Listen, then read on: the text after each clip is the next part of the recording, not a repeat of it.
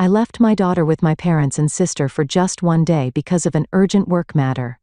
When she came back, she didn't say a single word. I asked, "What's wrong?"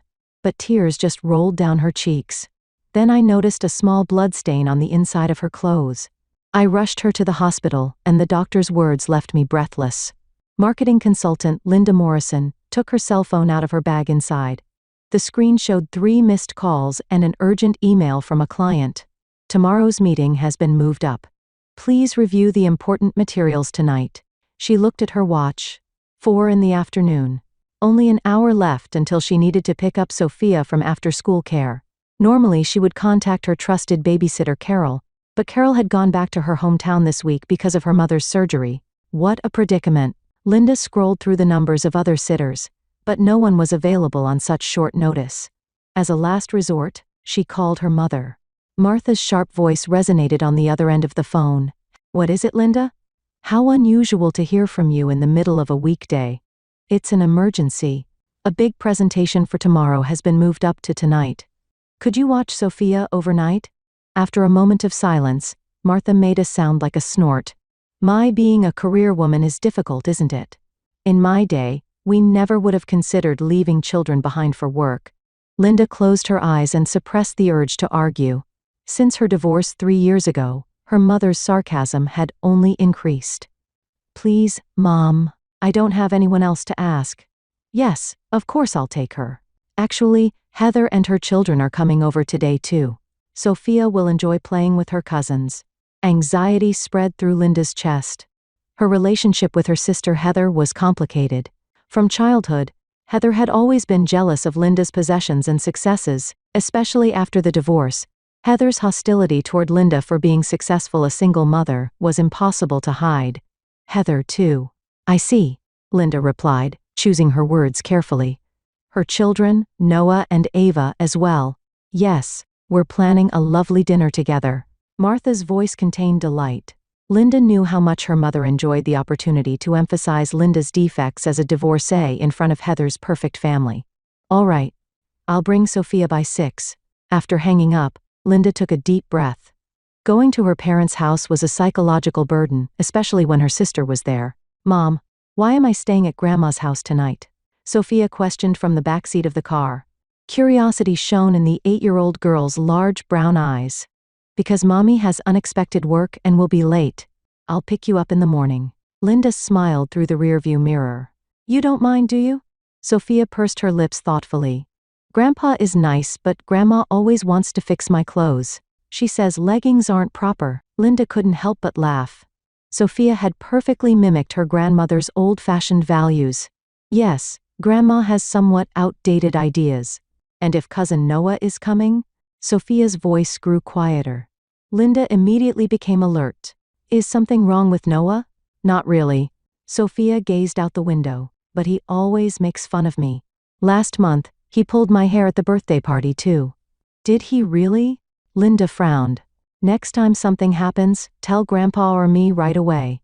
Understand?" Sophia nodded, but her expression remained clouded. When they arrived at her parents' house, the front door opened, and Heather greeted them with perfect hair and a smile. "Finally, you're here. Sophia, your cousins are waiting for you." Sophia nervously let go of her mother's hand and went inside. When Linda tried to hand over the bags, Heather drew back slightly, as if creating an invisible wall. "You seem to be struggling, Linda." Heather's voice contained fake sympathy. "Balancing career and parenting. I could never imagine leaving my children behind. I believe a mother's presence is irreplaceable." Linda ignored this intentional barb. "Thank you. Please look after Sophia. I'll pick her up tomorrow." Martha's voice called from inside the house. "Linda, aren't you coming in? At least have some tea before you go." "Sorry, Mom. I don't have time," Linda answered from the doorstep. "Give my regards to Dad." On her way back to the car, Linda turned around and spotted Sophia's small silhouette standing by the second-floor window. She waved and smiled reassuringly. As the meeting room door closed, Linda exhaled deeply. The presentation had been a success. The creative director patted her shoulder lightly and said, "That was excellent, Linda. This campaign will move the company forward significantly." She smiled and expressed her thanks, but in her mind, she was already thinking about Sophia. Looking at her watch, it was 11:15 in the morning. Relieved that it had ended earlier than expected, she immediately began gathering her things. "You seem to be in a hurry," her colleague Jennifer remarked with a smile. "Yes, I need to pick up my daughter," Linda replied, while stuffing documents into her bag. "I left her at my parents' house last night." "With your mother?" Jennifer gave her a meaningful look. She knew about Linda's complicated relationship with her mother. "Was everything all right?" "I don't know yet," Linda answered honestly. "I'm on my way to pick her up now." As she left the office, the spring sunshine wrapped her in warmth. With the joy of success and the relief of seeing her daughter soon, her heart felt lighter. Getting into her car and heading toward her parents' house, she began planning to take Sophia to the park, trying to make up for having to be apart for the night because of work. When she parked in front of her parents' large white house in the distinguished Beacon Hill neighborhood, a strange uneasiness passed through Linda's chest. Normally at this time, her father Harold would be tending to plants in the garden, but the garden was silent. When she rang the doorbell, after a slight pause, her mother Martha appeared. Linda noticed that her usually perfectly arranged hair was slightly disheveled. "Oh, Linda. It would have been nice if you'd let us know you were coming so early." Martha's voice had a slight tension to it.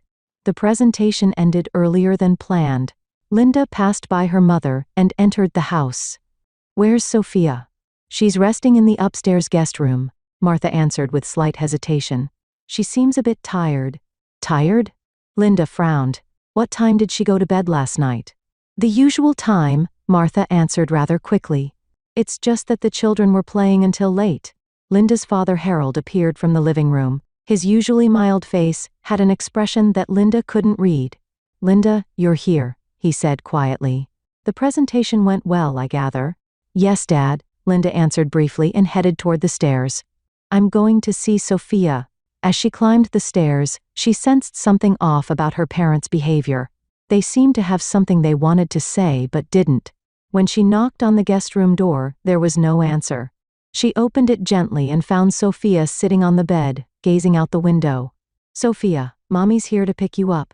The girl turned around slowly, but she didn't come running with her usual smile. In her large brown eyes, there was something Linda had never seen before. "What's wrong, honey?" Linda approached her daughter and placed a hand on her shoulder. "Did you have fun?" "With Grandma and everyone." Sophia remained silent, her lips trembling slightly. "Did you play with Aunt Heather and your cousins?" Linda asked gently, but felt her daughter's body stiffen. "I want to go home," Sophia finally said in a small voice. Feeling concerned about her daughter's demeanor, Linda began packing her things. "Of course. Let's go home right now." Before they left the room, Martha was waiting for them outside the door. "Leaving already?" "I prepared lunch." "Thanks, Mom. But we're going home," Linda said firmly. "Sophia seems tired too." "I see." Martha looked at her granddaughter and reached out to touch her cheek, but Sophia shied away, hiding behind her mother. A flash of surprise appeared in Martha's eyes.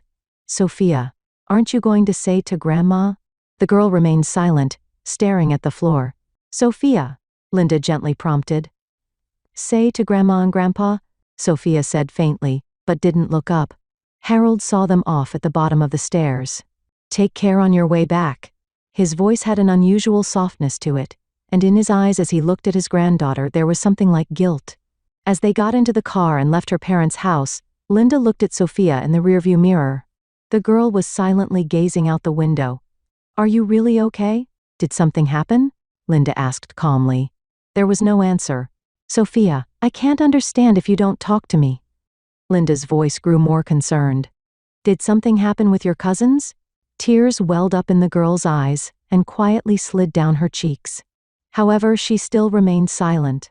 When they got home, Sophia immediately tried to go to her room, but Linda gently stopped her. "Honey, let's change your clothes. Then can we talk a little?" Sophia didn't resist and let her mother lead her to the living room. Linda began to undress her. Though normally Sophia could do this herself, today she was expressionless like a doll and wouldn't move on her own. While unbuttoning her blouse, Linda suddenly felt something strange. There were several small brown stains on the lining of the clothes. Looking closer, they appeared to be dried blood. "What's this?"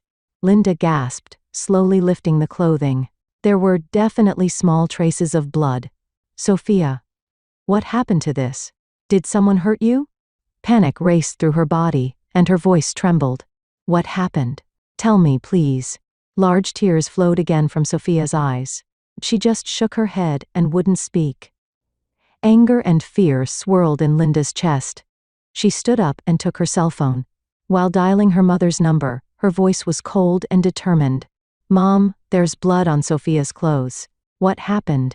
Tell me honestly. There was a moment of silence on the other end, and then Martha's disturbed voice came through. You're being dramatic. She probably just fell.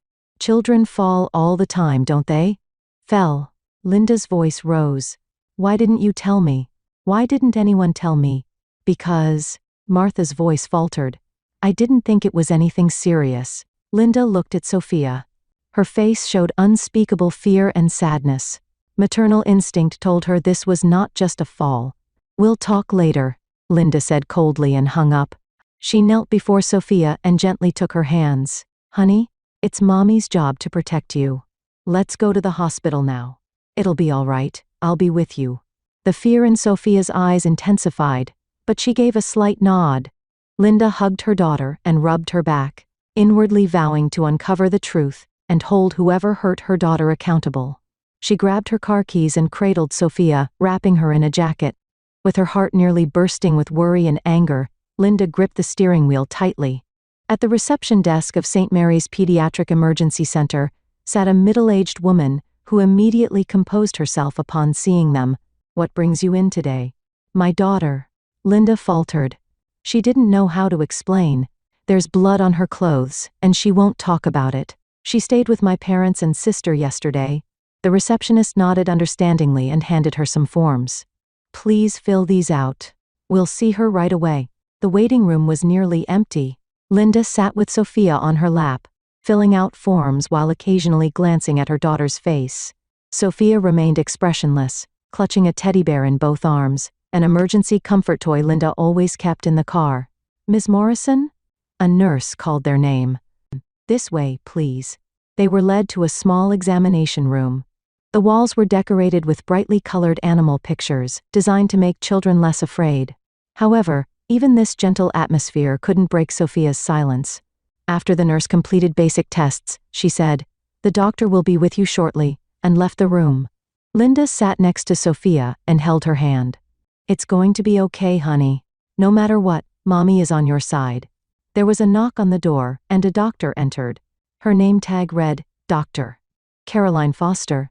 Hello, Ms. Morrison. Doctor, Foster said in a calm voice. And this must be Sophia. She squatted in front of Sophia, speaking at the child's eye level. Hello, Sophia. What brings you in today? Sophia remained silent, unwilling to look at the doctor's face. Doctor. Foster looked up at Linda, raising her eyebrows questioningly. I left my daughter overnight with my parents and sister. Linda began explaining. When I picked her up this morning, she was withdrawn. She lowered her voice so Sophia couldn't hear. There were bloodstains on the lining of her clothes, and she won't talk about what happened. The doctor nodded with a serious expression. Sophia, would it be all right if I talk with your mother for a moment? There are some nice toys in the waiting room. Nurse Sarah will stay with you. Sophia looked at Linda. Her eyes mixed with fear and pleading. Linda gently touched her daughter's cheek. It's okay. I'll be right there. After the nurse took Sophia out of the room, Dr. Foster sat across from Linda. Her expression maintained professional calm, while still showing warmth. Have you noticed anything else? Any changes in your daughter's behavior or signs that she's in pain anywhere?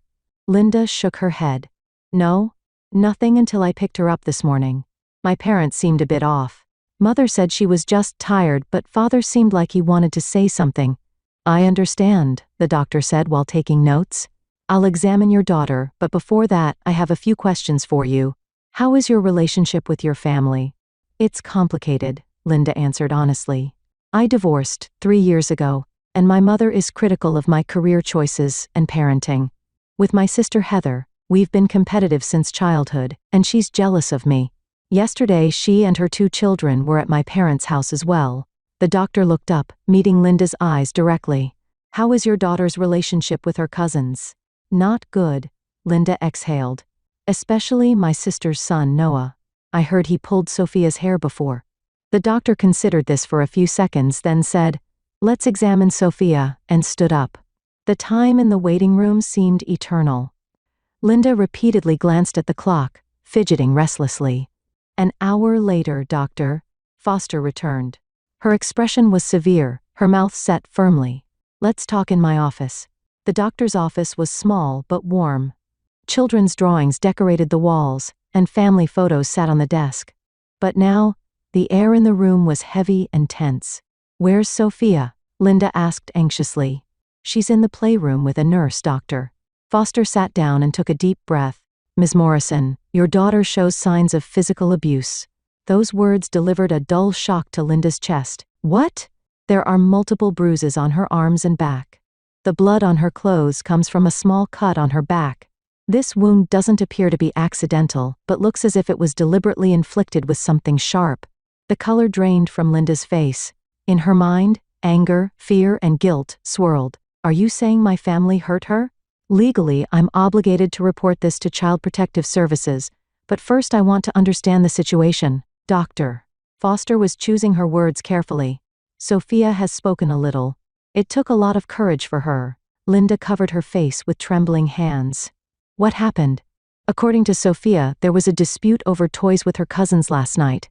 The doctor began explaining quietly. "At first it seems it was normal children's quarreling, but a boy named Noah became aggressive and pushed her down. A girl named Ava joined in, and together they held Sophia down." The doctor continued, choosing her words. "They pinched and scratched her while saying things like 'Your mom is a failure, and it's sad you don't have a daddy.'"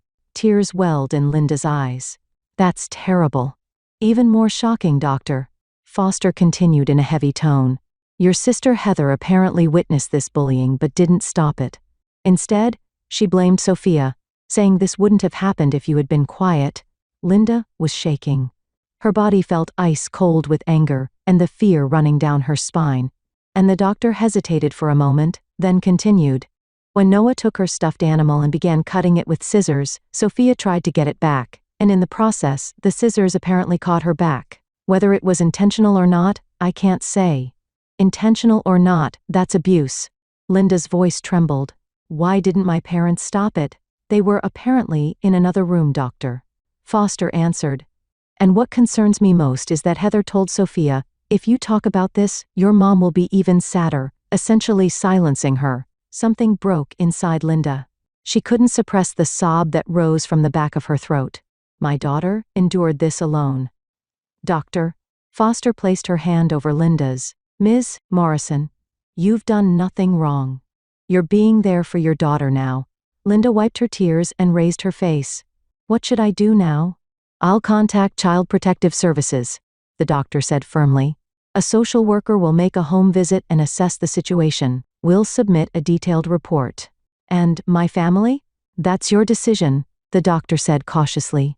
"But this isn't just bullying. It's serious abuse. Action is needed to protect your child." Linda took a deep breath and closed her eyes. The doctor's words resonated within her. Action to protect your child, that was her most basic responsibility as a mother. "I want to see Sophia," she said resolutely. When she entered the playroom, Sophia was drawing at a small table. As Linda approached, the girl looked up, and in her eyes was fear, but also a slight glimmer of hope. "Mommy?" It was the first word she had spoken since morning. Linda knelt before her daughter and carefully embraced her. "Honey, thank you for telling everything. You were brave." "Are you angry?" Sophia's voice was thin. "I'm not angry at you at all," Linda looked into her daughter's eyes and said seriously. "I'm angry at the people who hurt you. Mommy is always on your side. I'll protect you, I promise." Sophia's small body trembled in her mother's arms, and finally she began to cry aloud. It was a cry that mixed fear, sadness, and relief. "Will this be enough?" Linda stared at the photos and documents spread across the kitchen table. Samantha Raines, a social worker dispatched from Child Protective Services, was carefully organizing the paperwork. "It's sufficient." Samantha looked at Linda with kindness while maintaining her professional composure. Dr. Foster's diagnosis, photographic evidence, and Sophia's testimony record. These are very clear. Immediately after returning from the hospital, Linda had left Sophia with her trusted friend Jessica. Jessica had been a constant support since her divorce. Sophia was playing with Jessica's daughter Emily, spending time in a safe environment. "What's the next step?" Linda asked, feigning calmness. Though anger continued to burn inside her, she was trying to suppress her emotions in front of the professional and proceed logically. "First, we'll initiate a formal investigation," Samantha explained. "Your child's safety is the top priority. We'll also interview the alleged perpetrators." "I intend to confront my family," Linda said determinedly. Samantha raised an eyebrow. "Before you do that, I recommend seeking legal advice. If you become too emotional—" "How can I not be emotional?" Linda's voice rose slightly. "But don't worry. I'll just present the evidence and hold them accountable." After thinking for a while, Samantha nodded. "I understand. However, I don't recommend going alone. I've asked a lawyer friend to accompany me," Linda replied. "Tomorrow afternoon, I'll confront them at my parents' house." The next afternoon, Linda stood in front of her parents' house with her friend and lawyer, Mark Johnson. "Ready?" Mark placed his hand on her shoulder. Linda took a deep breath. "Yes, let's go." Harold opened the door. His face looked tired, and his expression clouded upon seeing Linda. "Linda." "Dad, we need to talk," Linda said calmly. "Call Mom and Heather too." When they entered the living room, Martha was already sitting on the sofa. She frowned upon seeing Linda and Mark. "Bringing a lawyer seems excessive." "Call Heather," Linda said, ignoring her mother's sarcasm. 15 minutes later, Heather arrived. She was clearly irritated and began complaining as soon as she entered the room. "What's this about? Calling me so suddenly?" "I had to leave the children with a sitter." "Sit down." Linda's voice was ice cold. When everyone was gathered, Linda placed an envelope on the table. "These are Dr. Foster's diagnosis and photos of the injuries on Sophia's body." She took out the photos and spread them on the table. Bruises on her back and arms, and a cut on her back. "According to the doctor, these are not accidental, but the result of deliberate violence." The color drained from Martha and Harold's faces. Heather crossed her arms, feigning indifference. "Sophia told us everything," Linda continued. "Your children, Noah and Ava, held her down, took her stuffed animal, and hurt her. And Heather, you saw it, but not only did you not stop it, you blamed Sophia and told her to keep quiet. That's ridiculous." Heather raised her voice. "Exaggerating children's quarrels. Be quiet." Linda's angry voice echoed through the room. "This is not a quarrel. It's abuse. Child Protective Services shares this view." Harold picked up the photos with trembling hands. "I didn't know," his voice was shaking. "I heard commotion upstairs, but did you try to stop it?" Linda stared at her father. Harold silently shook his head. Heather said, "It's just kids being kids. Don't shift blame." Heather shouted at her father. "You're just as guilty." "Yes, everyone bears responsibility," Linda said calmly. "But Heather, what I can't forgive most is that not only did you fail to stop your children's behavior, you told Sophia to keep quiet." For a moment, something like guilt flashed across Heather's face, but it quickly returned to a defensive expression. "You're always perfect, successful in both career and parenting even after divorce. I'm desperate every day. No one understands my struggles." Those words hung heavily in the room. "That's no reason for Sophia to be victimized," Linda said firmly. "I'm prepared to take legal measures for Sophia's safety." Martha began to cry. "Surely you're not going to sue your own family?" "No, not a lawsuit." Mark began the legal explanation. "A formal investigation by Child Protective Services and restricted contact under supervision. Also, counseling will be necessary for Heather and her children." "So you won't let us see her anymore?" Martha's voice mixed anger and sadness. "Sophia's safety and well-being are the top priority." Linda stood up and placed both hands on the table. "Family is supposed to protect each other. You not only failed to protect Sophia, you hurt her. I cannot forgive this." She took a deep breath and continued. "From now on, Sophia and I will be keeping our distance for a while. And Heather, your children should also receive professional counseling. Such violent behavior must have a cause somewhere." Heather fell silent, appearing truly disturbed for the first time. "I know excuses," Linda interrupted her. "I will do what's necessary to protect Sophia. Even if you are family." Linda and Mark stood up, preparing to leave the room. As they headed toward the door, Linda turned back. True family isn't just about blood ties. It's about trust, respect, and love. Someday, if you understand that and truly show remorse, there may be room for discussion again.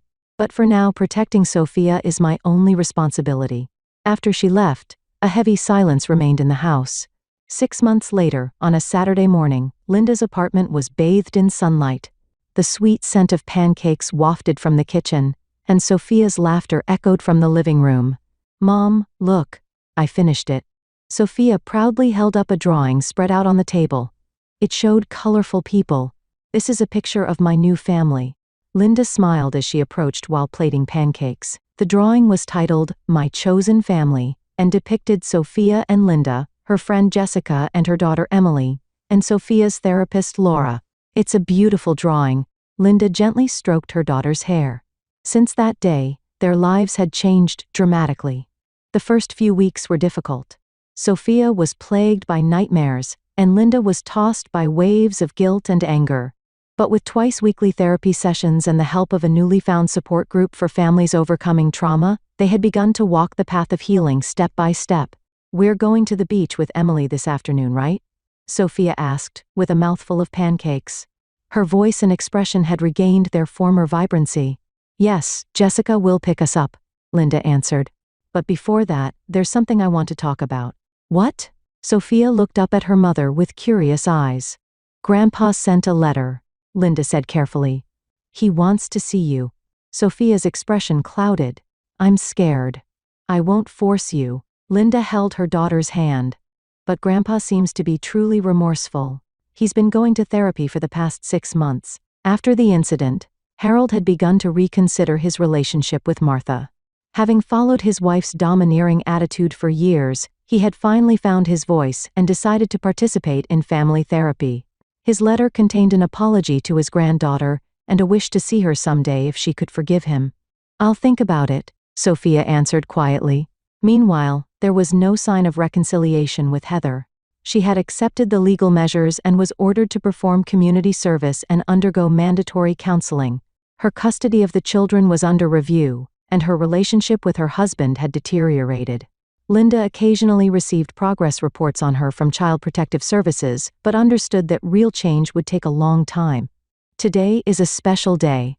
Linda changed the subject. "A day to celebrate our new beginning."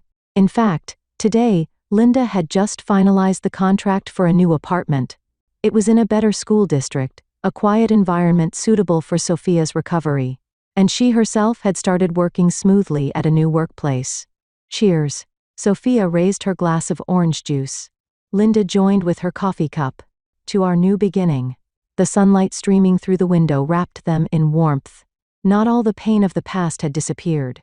There would still be difficulties to overcome, but Linda knew that true strength isn't about avoiding hardships but facing them.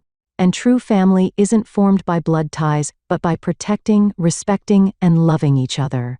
Her decision had been a harsh one, but it was the greatest expression of love for her daughter.